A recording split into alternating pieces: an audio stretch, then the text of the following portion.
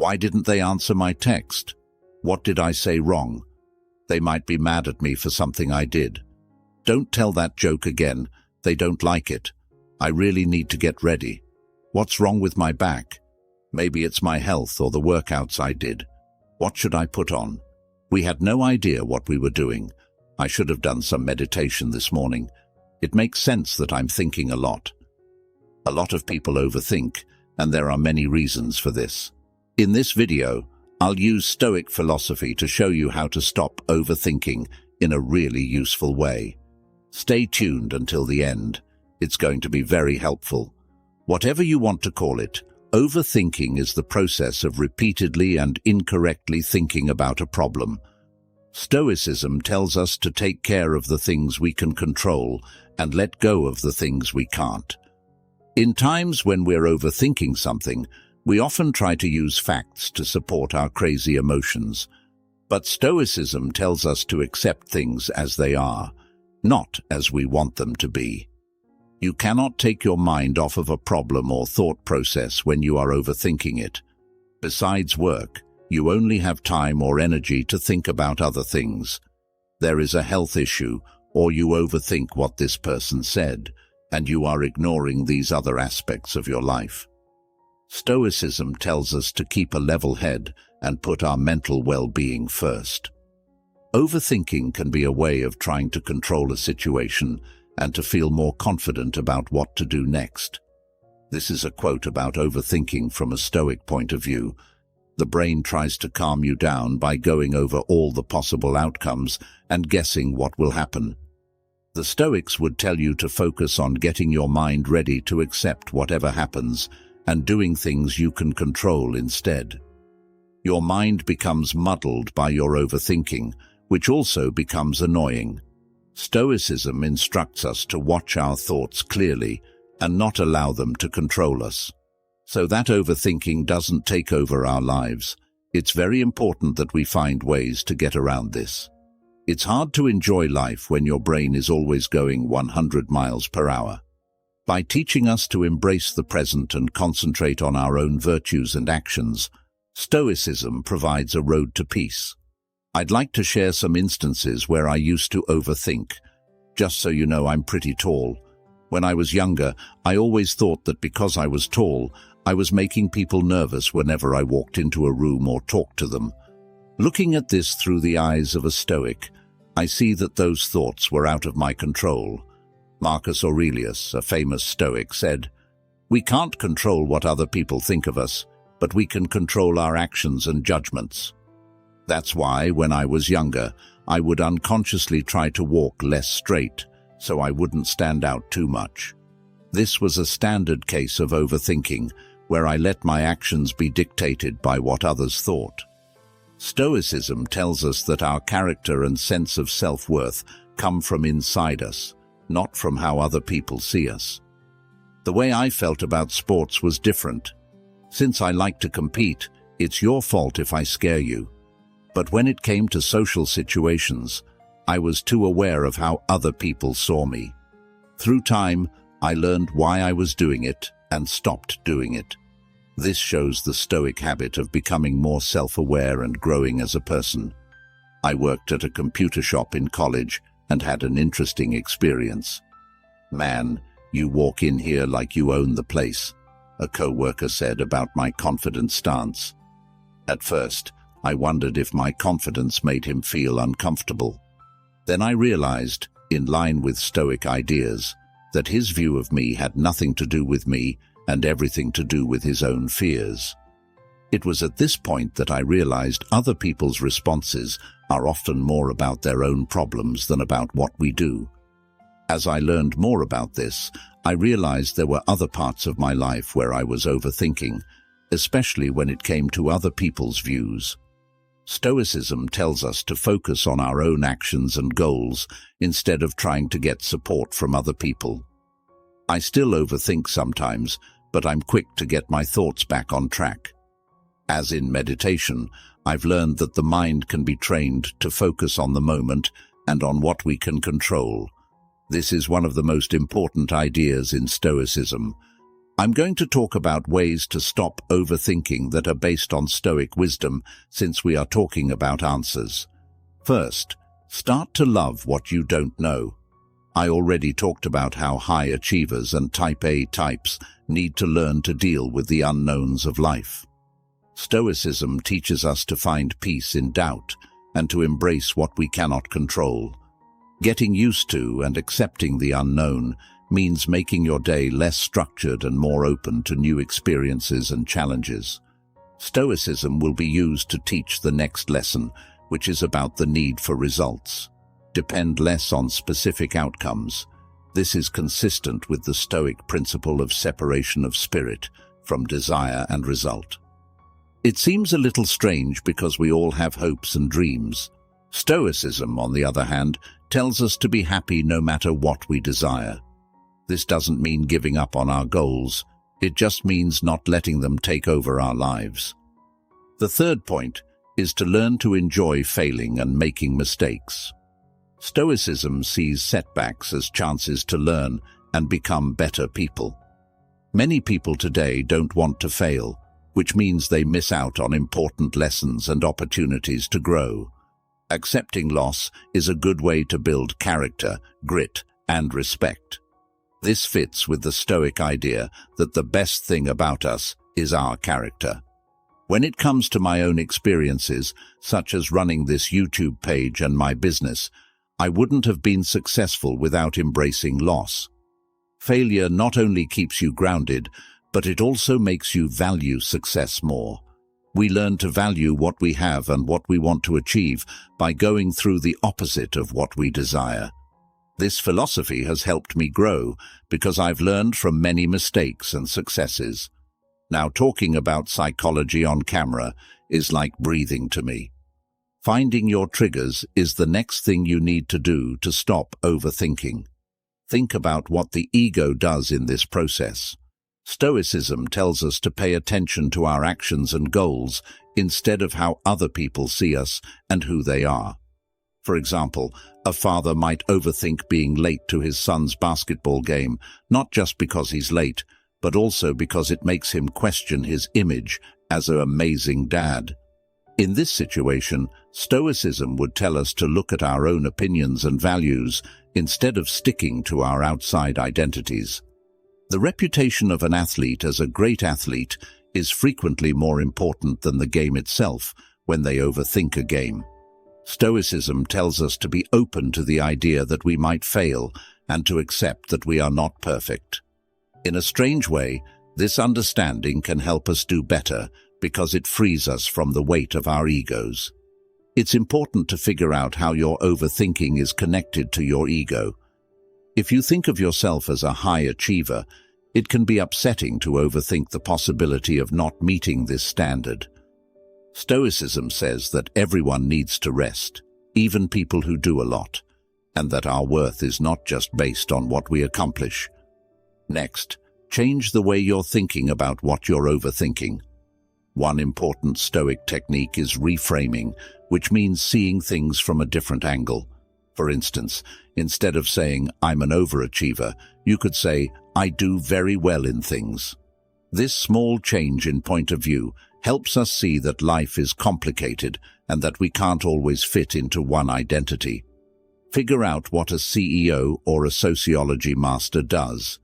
In some situations, they play these parts, but when they're not in those situations, they're just normal people with different hobbies and duties. It can help to stop overthinking if we remember that we have different roles to play in different settings. Stoicism tells us that we are more than our jobs and titles. We are complicated people with a wide range of strengths and weaknesses. Realizing and accepting this can be freeing and help you deal with overthinking better. Next, you might want to try what I call feeling meditation. Being able to feel the emotional effects of overthinking without judging them is similar to the idea of Stoic mindfulness. Often, our thoughts gain strength when we feel connected to them. The Stoics teach us that what bothers us is not what happens, but how we think about it. We can gain perspective and lessen the effects of our feelings and thoughts by relaxing and watching them without judging them.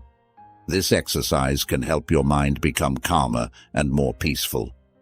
I suggest that you use guided meditations, preferably ones that use binaural beats. You can easily find these on sites like YouTube. Alpha binaural beats are especially good for slowing down a mind that is too busy.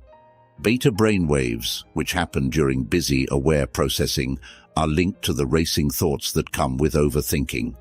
Alpha brainwaves, on the other hand, are linked to calm and meditative states and can help clear the mind. This slower, more relaxed state is consistent with Stoic principles of composure and clear thought. Feeling meditation can help slow down your brainwaves, which can help you feel calm and in control. This is consistent with the Stoic principle of watching and accepting our thoughts and feelings without letting them control us. Last but not least, it's important to chill on the catastrophizing. Stoicism teaches us to tell the difference between things we can control and things we can't. The worst things that could happen are often not only out of our control, but also very unlikely to happen. We can lessen needless worry by accepting that we cannot control everything. Stoicism tells us that we can handle what we fear, and that things are usually not as bad as we think they are. In conclusion, using Stoic principles in these activities can help you deal with overthinking in a strong way. We can develop a more tranquil and logical mindset by accepting what we cannot control, watching our thoughts and feelings without judgment, and realizing the power of our senses. Next, think about the Stoic way of dealing with adversity. You'll change and adapt if the worst-case situation does happen. Stoicism teaches that we are much more adaptable and resilient than we give ourselves credit for. For example, if someone thinks they have hurt their muscle but actually just tore it, they will feel anxious and let down at first. It's normal to feel this way, but Stoicism tells us to focus on how we respond to things instead of the things themselves. What happens to you doesn't matter as much as how you react to it, said the Stoic philosopher Epictetus. What happens after the initial shock and pain? Over time, this new world starts to feel normal.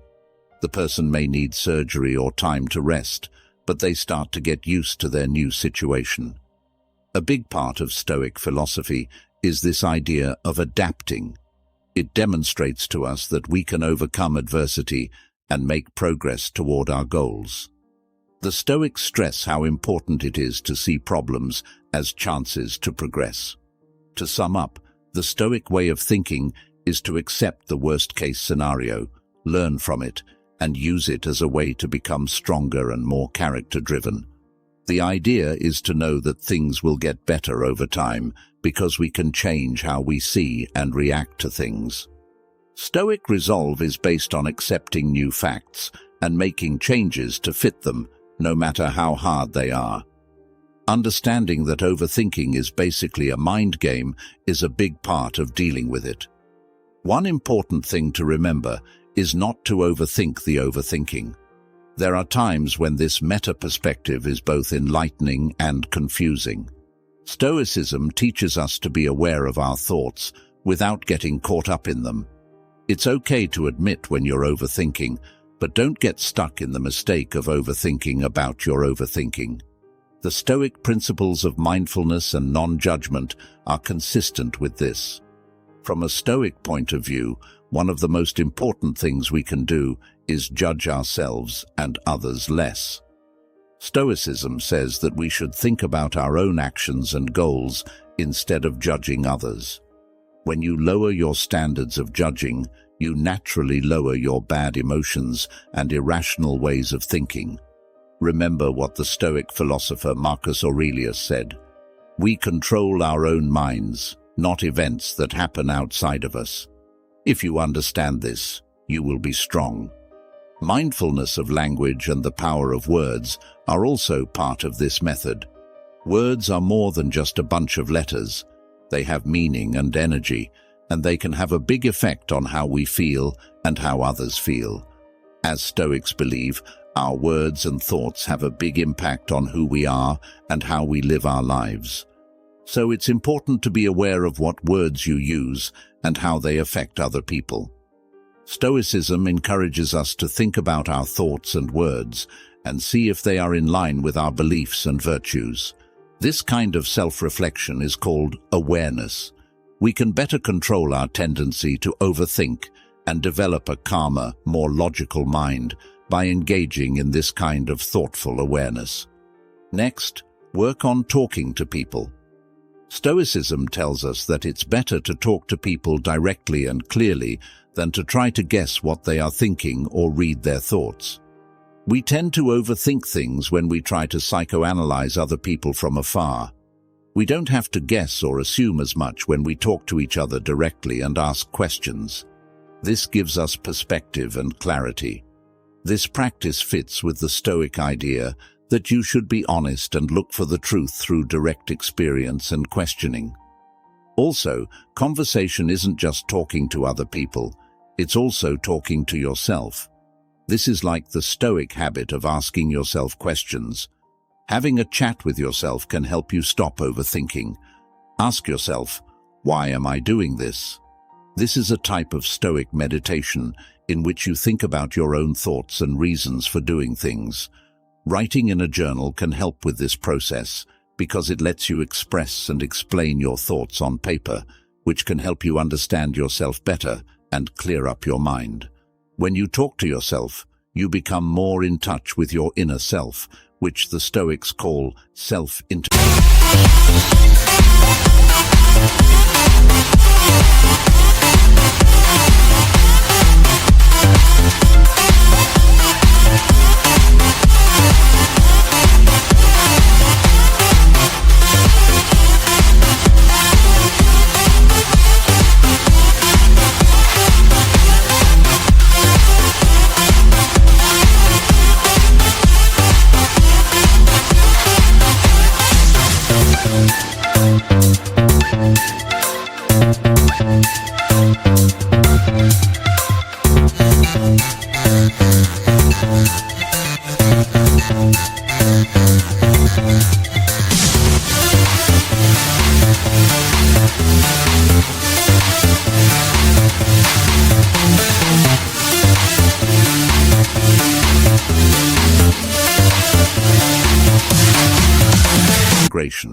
When you're in this state, other people's ideas and views don't matter as much because you know yourself so well.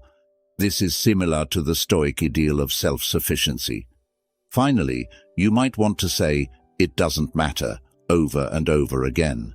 This saying can be very freeing. Stoics believe that many of the things we worry about are out of our control and don't really affect our character or moral choices. If we believe that these outside factors don't matter, we can pay more attention to what does: our actions, decisions, and reactions. Stoicism teaches us to see life as a collection of experiences, telling us to live in the moment and follow our values rather than getting bogged down in overthinking things outside of our control.